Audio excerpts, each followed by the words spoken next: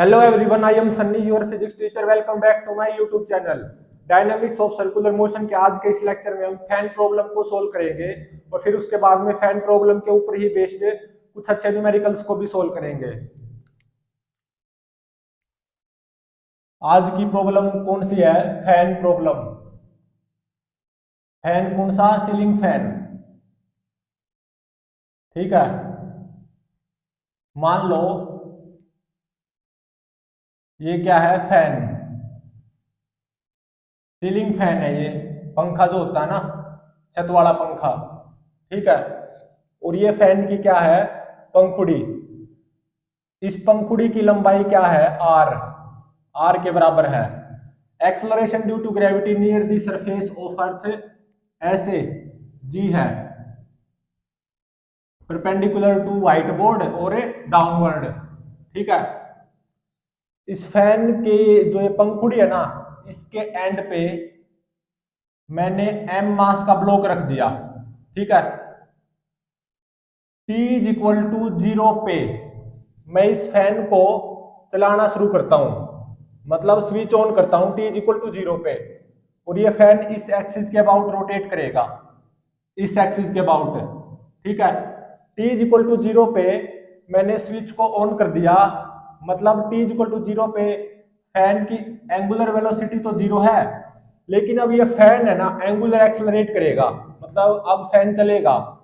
T is equal to 0 पे fan का angular acceleration कितना है? अल्फा, और ये कांस्टेंट ही रहेगा, मतलब अब ये फैन ऐसे चलेगा। ठीक है, फैन की एंगुलर वेलोसिटी लीनियरली बढ़ेगी टाइम के साथ, क्योंकि फैन का एंगुलर एक्सेलरेशन कांस्टेंट है।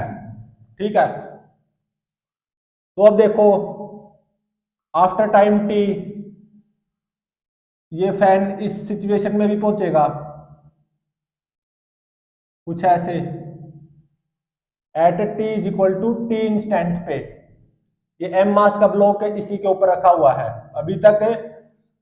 देर is no sleeping between M mass block and the पंखुड़ी ऑफ द फैन, मतलब एम मास का ब्लॉक ऐसे सर्कुलर मोशन परफॉर्म कर रहा है, अभी तक कोई स्लीपिंग नहीं हुई है between M mass block and पंखुड़ी ऑफ द फैन। ठीक है, at t is equal to t instant पे जो एंगुलर वेलोसिटी होगी इस फैन की ओमेगा, क्या वो अल्फा टी के बराबर नहीं हो जाएगी? बिल्कुल। ठीक है, तो अभी तक फैन सर्कुलर मोशन परफॉर्म कर रहा है, अभी तक there is no sleeping between M mass block and पंखुड़ी ऑफ द फैन, मतलब अभी तक स्टैटिक फ्रिक्शन ही है बिटवीन ब्लॉक एंड पंखुड़ी ऑफ द फैन। तो ये और चलेगा पंखा, इस पंखे की एंगुलर वेलोसिटी और बढ़ती जाएगी, लीनियरली ही बढ़ेगी, हर सेकंड में बाय अल्फा बढ़ जाएगी। तो इसीलिए तो मैंने at t equal to t instant पे angular velocity of fan omega को अल्फा टी लिखा है, क्योंकि टी इक्वल टू 0 पे एंगुलर वेलोसिटी फैन की 0 है, और जिस टाइम पे मैंने स्विच को जब ऑन किया था टी इक्वल टू 0 पे ये सिचुएशन है, तो क्योंकि स्विच तो ऑन हो चुका, अब जैसे टाइम पास होगा तो ये पंखा ऐसे चलता जाएगा ना। एम मास का ब्लॉक अभी भी पंखुड़ी के ऊपर ही है, मतलब एम मास का ब्लॉक सर्कुलर मोशन ही परफॉर्म कर रहा है। तो कुछ समय के बाद में at t is equal to t dash instant पे, जो कि मुझे फाइंड आउट करना है, जो स्लीपिंग है ना between M mass block and पंखुड़ी ऑफ द फैन, वो जस्ट होने वाली होगी। ठीक है, मतलब at t is equal to 0 से लेके t is equal to t dash तक हमारा ये जो ब्लॉक है ये सर्कुलर मोशन परफॉर्म करेगा इस पंखुड़ी के साथ साथ ही, मतलब ये t इज इक्वल टू 0 से लेके t is equal to t dash तक एम मास का ब्लॉक इस पंखुड़ी के एंड पे आराम से रखा रहेगा, या इस पंखुड़ी के साथ साथ सर्कुलर मोशन परफॉर्म करेगा। ठीक है, t is equal to t dash पे मान लो एंगुलर वेलोसिटी इस फैन की ओमेगा डैश होगी, जो कि अल्फा टी डैश के बराबर ही आएगी। ठीक है, तो अब देखो at t is equal to 0 पे एंगुलर वेलोसिटी इस फैन की क्या है, जीरो, जिस टाइम पे मैंने स्विच को जस्ट ऑन किया। लेकिन angular acceleration t equal to zero पे भी है अल्फा।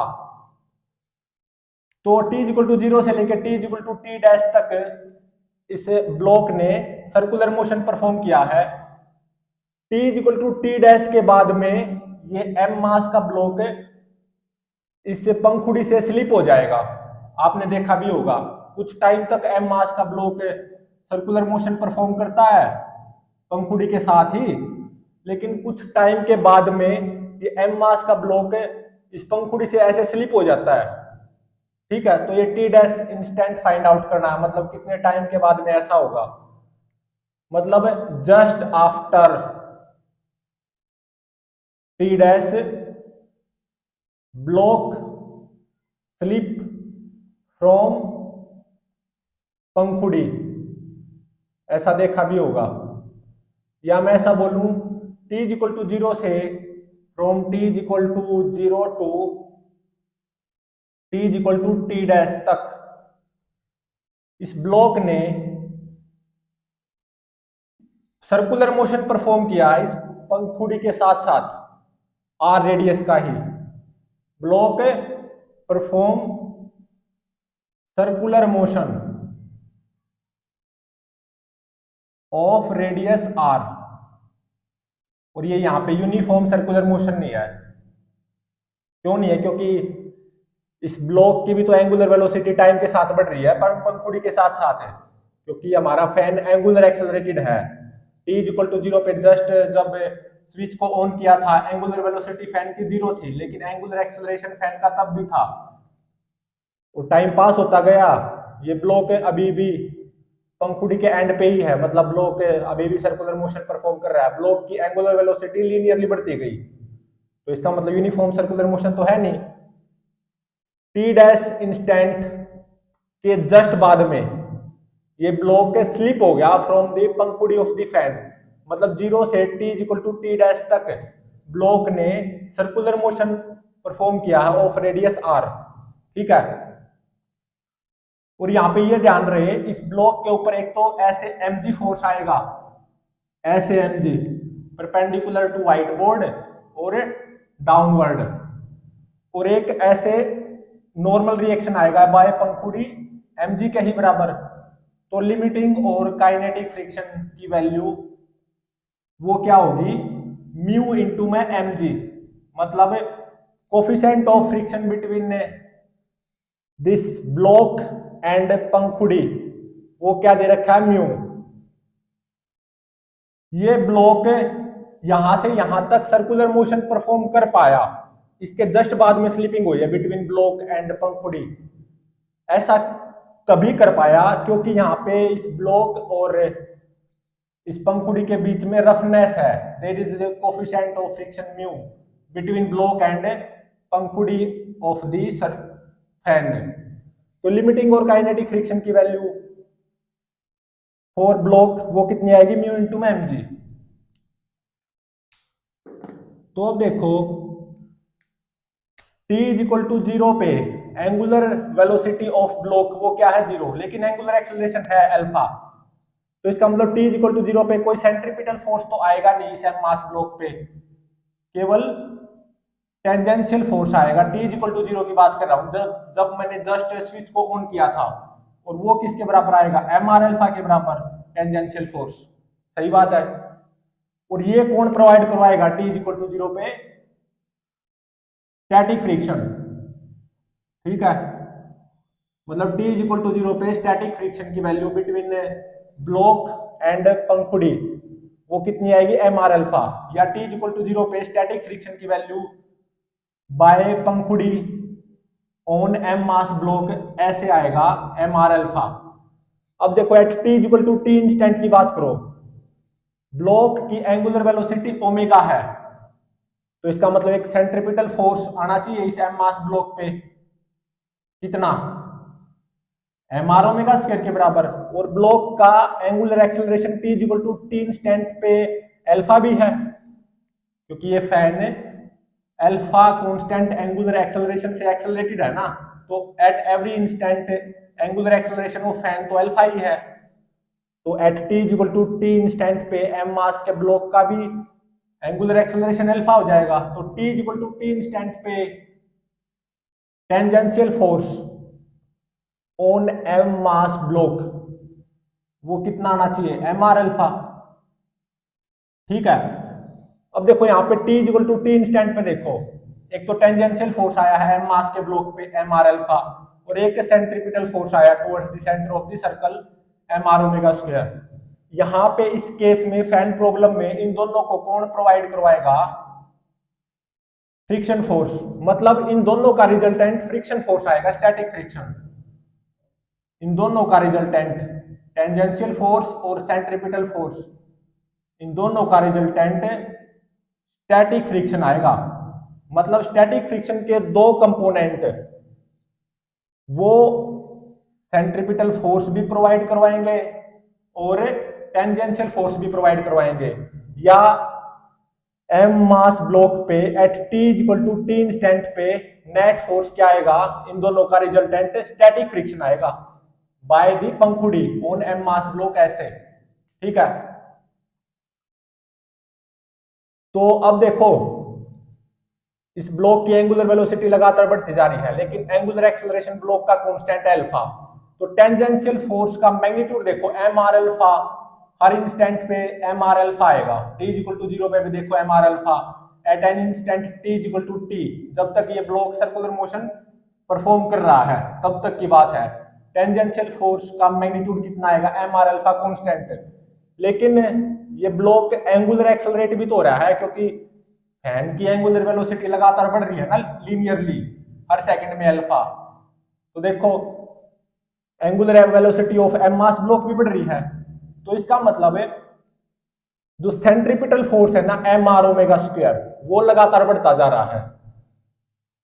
या सेंट्रीपिटल फोर्स का magnitude m are omega square वो लगातार बढ़ता जा रहा है, लेकिन टेंजेंशियल फोर्स का मैग्नीट्यूड एम आर अल्फा वो कांस्टेंट है at an instant t is equal to t, चाहे वो t is equal to zero हो या t is equal to t dash ही क्यों ना हो। और बातें कहां से कहां तक होनी है, t is equal to zero से t is equal to t dash तक, क्योंकि ब्लॉक ने सर्कुलर मोशन परफॉर्म किया है t is equal to zero से लेके t is equal to t dash तक। ठीक है, तो बातें सारी t is equal to zero से लेके t is equal to t dash तक ही चलेंगी, क्योंकि इसके बाद में, इसके जस्ट बाद में स्लिपिंग होगी between M mass block and पंखुड़ी। मतलब ये ब्लॉक है पंखुड़ी के एंड पे नहीं रहेगा और T greater than T dash, ये स्लिप हो जाएगा पंखुड़ी से, हमने देखा भी है। लेकिन कुछ टाइम तक तो इसने सर्कुलर मोशन परफॉर्म किया ना, टी डैश टाइम तक तो किया। तो t is equal to zero से लेकर t is equal to t dash तक टेंजेंशियल फोर्स का magnitude m are alpha constant ही रहना है, लेकिन सेंट्रीपिटल फोर्स का मैग्नीट्यूड लगातार बढ़ता जाएगा, क्योंकि ओमेगा टाइम के साथ बढ़ रहा है, तो एम आर ओमेगा स्क्वायर भी टाइम के साथ बढ़ेगा।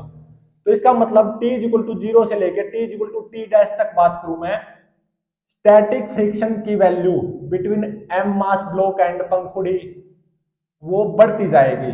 T is equal to zero पे स्टैटिक फ्रिक्शन की वैल्यू एम आर अल्फा है, मतलब स्टैटिक फ्रिक्शन सारा का सारा टेंजेंशियल फोर्स प्रोवाइड करवा रहा था t is equal to zero पे। लेकिन जैसे टाइम पास होता गया स्टैटिक फ्रिक्शन का झुकाव टुवर्ड्स सेंट्रीपिटल डायरेक्शन वो बढ़ता गया, क्योंकि ये देखो टेंजेंशियल फोर्स का मैग्नीट्यूड तो कांस्टेंट है, लेकिन सेंट्रीपिटल फोर्स का मैग्नीट्यूड लगातार टाइम के साथ बढ़ रहा है। तो सीधी सी बात है स्टैटिक फ्रिक्शन का मैग्नीट्यूड टाइम के साथ बढ़ना है, क्योंकि स्टैटिक फ्रिक्शन तो टेंजेंशियल फोर्स और सेंट्रीपिटल फोर्स के रिजल्टेंट के ही बराबर है। तो स्टैटिक फ्रिक्शन का मैग्नीट्यूड भी टाइम के साथ बढ़ेगा, मतलब स्टैटिक फ्रिक्शन का जो ये एरो है ना वो लगातार और बड़ा होता जाएगा। और टेंजेंशियल फोर्स का मैग्नीट्यूड कांस्टेंट है एम आर अल्फा, तो इसका मतलब है स्टैटिक फ्रिक्शन का जो झुकाव है ना टुवर्ड्स सेंट्रीपिटल डायरेक्शन वो बढ़ता जाएगा। ठीक है, मतलब स्टैटिक फ्रिक्शन सेंट्रीपिटल डायरेक्शन है ना जो टुवर्ड्स द सेंटर जो डायरेक्शन उसकी तरफ होता जाएगा टाइम के साथ। तो at t is equal to t dash instant पे देखो टेंजेंशियल फोर्स कुछ ऐसे आएगा, ब्लॉक पे एम आर अल्फा ही आएगा, और t is equal to t dash instant पे जो सेंट्रीपिटल फोर्स है वो कितना आएगा M R omega dash square, मतलब m are omega dash square. सही बात है। तो इन दोनों का रिजल्टेंट क्या होगा, लिमिटिंग फ्रिक्शन आएगा पक्का। मतलब t इक्वल टू 0 से लेके अगर मैं बात करूं t equal to t dash तक है, जो टेंजेंशियल फोर्स और सेंट्रिपिटल फोर्स का रिजल्टेंट है ना, वही तो फ्रिक्शन फोर्स है। और वो फ्रिक्शन फोर्स टाइम के साथ लगातार बढ़ता गया है, क्योंकि सेंट्रिपिटल फोर्स का मैग्नीट्यूड टाइम के साथ बढ़ा है, तो स्टैटिक फ्रिक्शन का मैग्नीट्यूड भी टाइम के साथ बढ़ेगा। और वो स्टैटिक फ्रिक्शन का मैग्नीट्यूड बढ़ता बढ़ता t equal to t dash पे पक्का क्या रहा होगा, लिमिटिंग फ्रिक्शन। ये पक्का लिमिटिंग फ्रिक्शन आएगा at t equal to t dash instant पे। जो फ्रिक्शन फोर्स आएगा ना, स्टैटिक फ्रिक्शन, वो पक्का लिमिटिंग फ्रिक्शन आएगा, क्योंकि at t equal to t dash के जस्ट बाद में एम मास ब्लॉक स्लिप हो जाना है फ्रॉम दी पंखुड़ी। तो इसका मतलब t equal to t dash पे जो ये M are omega dash square जो सेंट्रिपिटल फोर्स है और जो M are alpha tangential force है, इन दोनों का जो रिजल्टेंट आएगा ना, पक्का क्या आएगा, लिमिटिंग फ्रिक्शन। ठीक है। और लिमिटिंग फ्रिक्शन की वैल्यू मुझे पता है म्यू एम जी, तो यहां से टी डैश पता चल जाएगा कि कितने टाइम के बाद में एम मास का ब्लॉक इस पंखुड़ी से स्लिप होगा। स्लिप होने से पहले ये एम मास का ब्लॉक कितना एंगुलर रोटेट भी हुआ है, थीटा डैश, वो भी फाइंड आउट करना है। t इक्वल टू 0 पे मैं एंगुलर पोजीशन थीटा को 0 मान रहा हूं, और at t equal to t dash angular position को थीटा डैश मान रहा हूं।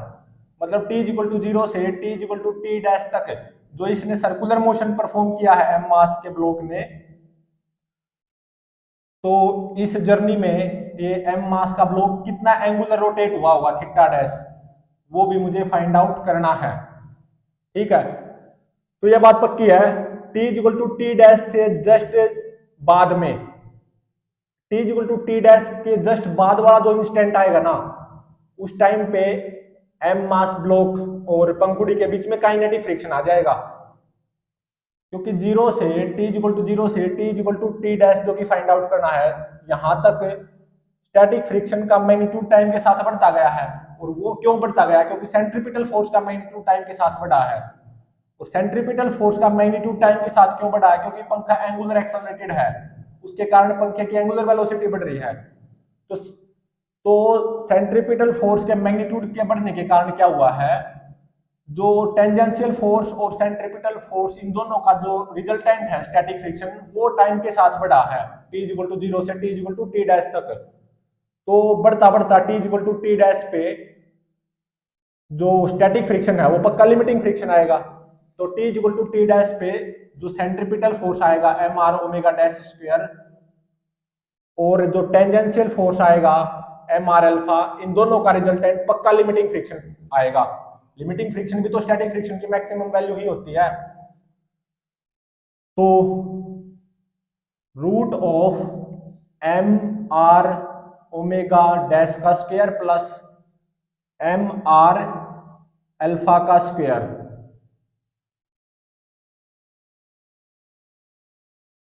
मतलब रिजल्टेंट जो आएगा ना at t equal to t dash पे लिमिटिंग फ्रिक्शन, इनका रिजल्टेंट टेंजेंशियल फोर्स और centripetal force, tangential force m are alpha और centripetal force m are omega dash square, इन दोनों का जो रिजल्टेंट आएगा ना, उस रिजल्टेंट का मैग्नीट्यूड ये आएगा।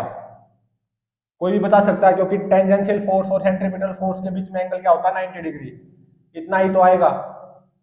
ये किसके बराबर आएगा, पक्का लिमिटिंग फ्रिक्शन के बराबर, जो कि म्यू इंटू में एम जी के बराबर है। ठीक है।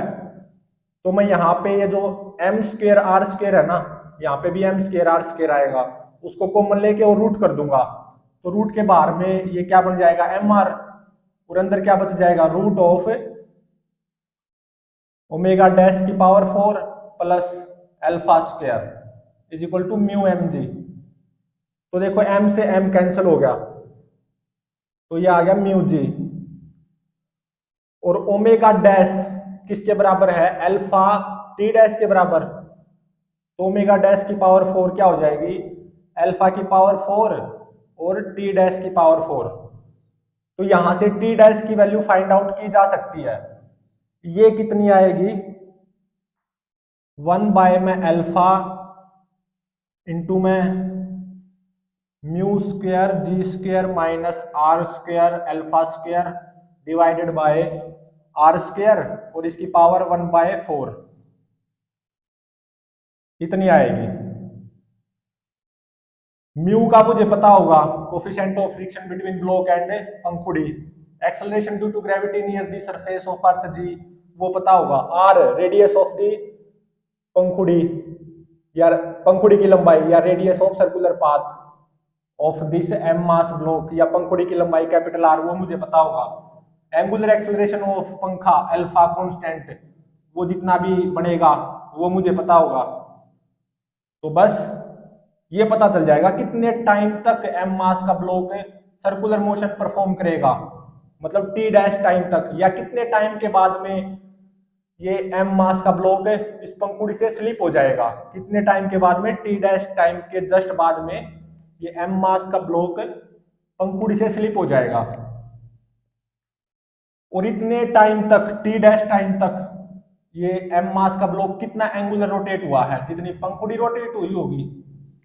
तो थीटा डैश ये भी फाइंड आउट करना है, क्योंकि देखो एंगुलर एक्सेलरेशन इस ब्लॉक का या इस पंखुड़ी का कांस्टेंट है अल्फा, क्योंकि हमारा फैन कांस्टेंट एंगुलर एक्सेलरेशन से एंगुलर एक्सेलरेटेड है, अल्फा कांस्टेंट एंगुलर एक्सेलरेशन से।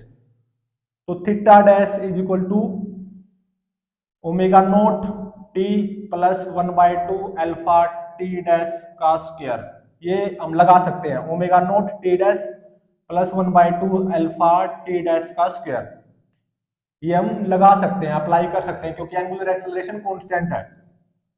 तो ओमेगा नोट मतलब टी इक्वल टू 0 पे एंगुलर वेलोसिटी फैन की या ब्लॉक की, वो क्या है 0, तो फर्स्ट टर्म तो क्या हो जाएगी 0, बची क्या 1/2 अल्फा टी डैश स्क्वायर। तो टी इक्वल टू 0 से t equal to t dash तक ये फैन या ये ब्लॉक कितना एंगुलर एक्सेलरेट हुआ होगा थीटा डैश, वो यहां से फाइंड आउट किया जा सकता है, 1/2 alpha t dash square. T dash की वैल्यू मुझे पता है, ये टी डैश की वैल्यू यहाँ पे पुट कर दूंगा। तो after putting this value of T dash यहाँ पे, तो थीटा डैश की वैल्यू कितनी आती है, 1/2 आर अल्फा इंटू में mu square g square minus r square alpha square, mu square g square minus r square alpha square, इसकी power 1/2 इतनी आती है। तो ये दोनों इंपॉर्टेंट है, ये और ये, ठीक है। तो अब इसके ऊपर बेस्ड कुछ न्यूमेरिकल्स करते हैं। फर्स्ट न्यूमेरिकल में देखो क्या गिवन है, इस पंखुड़ी की लंबाई आर वो कितनी गिवन है, 1 मीटर,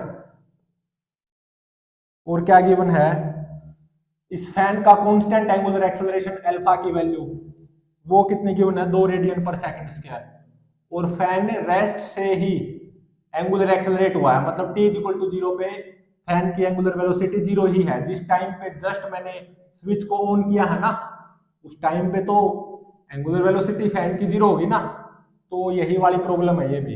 लेकिन फैन का एंगुलर एक्सेलरेशन कांस्टेंट है अल्फा, 2 रेडियन पर सेकंड स्क्वायर, और coefficient of friction between this block and end of the पंखुड़ी या बिटवीन पंखुड़ी, म्यू की वैल्यू वो कितना गिवन है, 0.4। एक्सेलरेशन ड्यू टू ग्रेविटी की value near the surface of earth 10 metre पर सेकंड स्क्वायर गिवन है।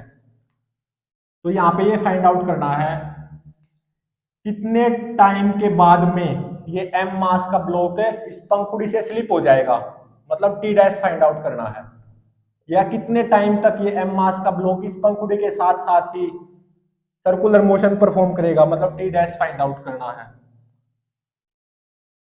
और क्या फाइंड आउट करना है, टी डैश टाइम तक जो इसने सर्कुलर मोशन परफॉर्म किया है ना इस ब्लॉक ने, जो कि फाइंड आउट करना है, उतने टाइम में ये हमारा ब्लॉक या ये पंखुड़ी कितना एंगल रोटेट हो जाएगा, मतलब थीटा डैश, ये भी फाइंड आउट करना है।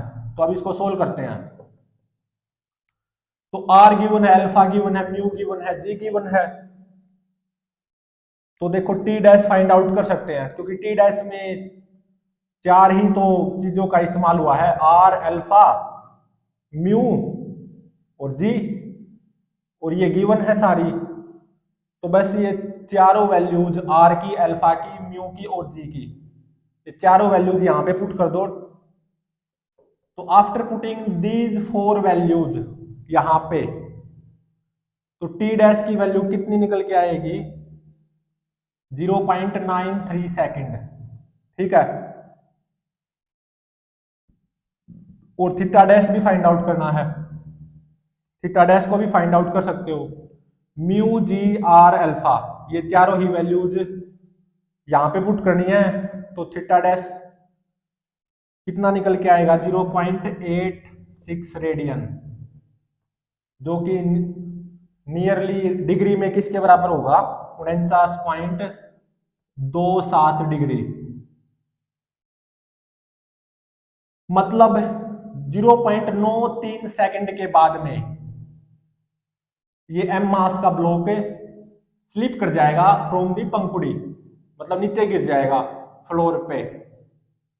ठीक है, मतलब वहां से तो स्लिप कर जाएगा, फिर उसके बाद में प्रोजेक्टाइल मोशन शो करेगा, फिर फ्लोर पे गिरेगा।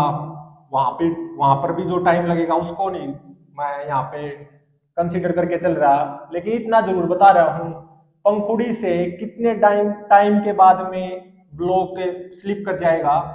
0.93 सेकंड के बाद में। मतलब जैसे ही मैंने t इक्वल टू 0 पे फैन को मतलब ऑन किया, उसके 0.93 सेकंड टाइम के बाद में ये ब्लॉक यहाँ पे इस पंखुड़ी से स्लिप कर जाएगा, या 0.93 सेकंड तक यहाँ पे ब्लॉक सर्कुलर मोशन परफॉर्म करेगा।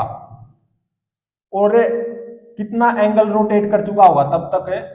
49.27 डिग्री, मतलब 45 डिग्री तो कुछ यहाँ पे होता है, 49.27 डिग्री कुछ यहाँ पे एंगल आएगा, मतलब कुछ यहाँ पे पहुंचा होगा एम मास का ब्लॉक। इस न्यूमेरिकल की बात करूं, ये एंगल कितना आ जाएगा? 49.27 डिग्री, यहां से यहां तक पहुंचा होगा, मतलब 49.27 डिग्री एंगल रोटेट हुआ होगा कितने टाइम में? 0.93 सेकंड टाइम में। तो कुछ यहाँ पे स्लिपिंग हो जाएगी एम मास की ब्लॉक की ऑन पंखुड़ी। ठीक है,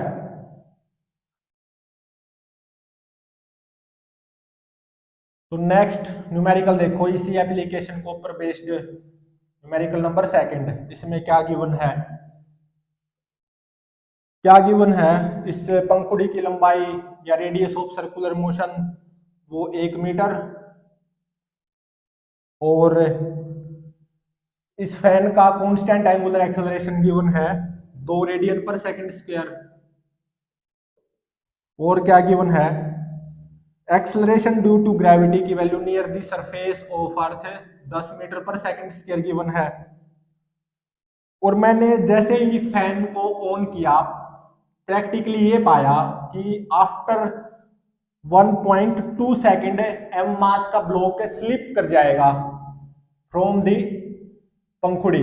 मतलब टी डैश की वैल्यू 1.2 सेकंड, ये मैंने प्रैक्टिकली पाई कि जैसे ही मैंने फैन को ऑन किया, ऑन करने के 1.2 सेकंड के बाद में एम मास का ब्लॉक स्लिप कर जाएगा फ्रॉम दी पंखुड़ी। मतलब टी डैश की वैल्यू 1.2 सेकंड है, गिवन है, प्रैक्टिकली ये मैंने पाया।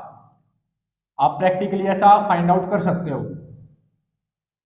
तो मतलब 1.2 सेकंड तक इस ब्लॉक ने पंखुड़ी के साथ साथ सर्कुलर मोशन परफॉर्म किया, या 1.2 सेकंड तक स्टैटिक फ्रिक्शन आया between block and end of the पंखुड़ी, या वो स्टैटिक फ्रिक्शन बढ़ता बढ़ता 1.2 सेकंड पर किसके बराबर हो जाएगा? लिमिटिंग फ्रिक्शन के बराबर। या मैं ऐसा भी बोल सकता हूं 1.2 सेकंड के जस्ट बाद में काइनेटिक फ्रिक्शन आ जाएगा between block and end of the पंखुड़ी। 1.2 सेकंड के जस्ट बाद में स्लिपिंग हो जाएगी between block and end of the पंखुड़ी। तो ये मैंने प्रैक्टिकली पाया। तो फाइंड आउट क्या करना है? Coefficient of friction between block end of the पंखुड़ी, या बिटवीन ब्लॉक एंड पंखुड़ी, म्यू की वैल्यू फाइंड आउट करो। और यहाँ पे 4 ऑप्शन गिवन है, A B C D, coefficient of friction between block and पंखुड़ी, 4 ऑप्शन गिवन है जो कि फाइंड आउट करना है। ए में 0.31 गिवन है, बी में 0.51, सी में 0.61, डी में 0.71। ठीक है, ऑब्वियसली इन चारों में से कोई एक ही करेक्ट होगा। तो अब इसको सोल्व करते हैं। तो देखो टी डैश गिवन है, प्रैक्टिकली ये मुझे पता चल गया कि 1.2 सेकंड तक ही ब्लॉक ने पंखुड़ी के साथ सर्कुलर मोशन परफॉर्म किया। तो टी डैश की वैल्यू तो ये है। ठीक है, तो यहाँ पे टी डैश की वैल्यू पुट कर दो 1.2 second is equal to 1 by में अल्फा, अल्फा 2 है, इंटू में mu square g square, mu find out करना है, मतलब म्यू स्क्वायर ऐसे ही, जी स्क्वायर मतलब 100 माइनस आर इंटू में अल्फा का स्क्वायर, या r square alpha square, r square तो एक ही हो जाएगा, अल्फा स्क्वायर 2 का square 4, divided by r square तो 1 ही हो जाएगा, और इसकी पावर 1/4। तो यहां से आप म्यू की वैल्यू फाइंड आउट कर सकते हो। इसको कैलकुलेट करके जो भी आएगा, म्यू की वैल्यू कितनी आती है, 0.61 इतनी आती है। ठीक है, तो hence option C is correct. तो पक्का पक्का उससे एम मास ब्लॉक और पंखुड़ी के बीच में कोफिशिएंट ऑफ फ्रिक्शन 0.61 होगा। तभी ऐसा हो सकता है, मतलब जब पंखुड़ी की लंबाई गिवन हो 1 मीटर और एम मास का ब्लॉक पंखुड़ी के बिल्कुल एंड पे रखा हुआ हो, और हमारा पंखा 2 रेडियन पर second square constant angular acceleration से एक्सेलरेट हुआ हो और रेस्ट से एक्सेलरेट हुआ हो। ठीक है, और एक acceleration due to gravity 10 metre पर सेकंड स्क्वायर हो, और मैंने ये पाया कि 1.2 सेकंड के बाद में वो ब्लॉक स्लिप कर गया फ्रॉम दी पंखुड़ी, या 1.2 सेकंड तक ही उसने सर्कुलर मोशन परफॉर्म किया। ऐसा कब होगा, जब coefficient of friction between block and पंखुड़ी कितना रहा होगा, 0.61। Hence option C is correct. तो नेक्स्ट न्यूमेरिकल में देखो, इसी एप्लीकेशन के ऊपर बेस्ड है, फैन प्रॉब्लम के ऊपर ही बेस्ड है। थर्ड न्यूमेरिकल में क्या गिवन है, ये अलग अलग टाइप की प्रॉब्लम्स हैं जो कि फैन प्रॉब्लम के ऊपर बन सकती हैं। तो थर्ड प्रॉब्लम में क्या गिवन है, इस पंखुड़ी की रेडियस 1 मीटर गिवन है, और पंखे का constant angular acceleration alpha 2 radian पर सेकंड स्क्वायर गिवन है, और coefficient of friction between block and पंखुड़ी म्यू ये 0.7 गिवन है। ठीक है, और यहाँ पे मैंने प्रैक्टिकली ये पाया कि कितने टाइम के बाद में ब्लॉक पंखुड़ी से स्लिप कर गया, मतलब टी डैश 0.7 सेकंड गिवन है, ये प्रैक्टिकली मैंने पाया, या 0.7 सेकंड तक ही उस ब्लॉक ने पंखुड़ी के साथ साथ सर्कुलर मोशन परफॉर्म किया। तो ऐसा कब हो सकता है, तो ऐसा जब भी होगा तो एक्सेलरेशन ड्यू टू ग्रेविटी की value near the surface of अर्थ कितनी होगी, जी फाइंड आउट करना है यहाँ पे। इसमें भी 4 ऑप्शन गिवन है, A B C D. 2 metre पर सेकंड स्क्वायर, 3 मीटर पर सेकंड स्क्वायर, 4 मीटर पर सेकंड स्क्वायर और 8 मीटर पर सेकंड स्क्वायर। तो acceleration due to gravity near the surface of Earth find out करनी है, ये 4 ऑप्शन गिवन है। तो इसको सोल्व करते हैं। तो टी डैश गिवन है, तो अगेन इसी फॉर्मूले का यूज होगा। टी डैश कितना गिवन है, 0.7 इज इक्वल टू 1 बाय में अल्फा मतलब 1/2 इंटू में म्यू स्क्वायर जी स्क्वायर मतलब 0.7 का स्क्वायर इंटू में g square minus r square alpha square, 1 का स्क्वायर तो 1, alpha square 4 divided by r square, 1 का स्क्वायर 1 और इसकी पावर 1/4। तो यहां से इस जी को कैलकुलेट किया जा सकता है। तो आफ्टर सम कैलकुलेशन जी की वैल्यू कितनी निकल के आएगी, 4 मीटर पर सेकंड स्क्वायर। तो hence option C is correct. तो प्लीज चैनल को लाइक शेयर और सब्सक्राइब जरूर करें।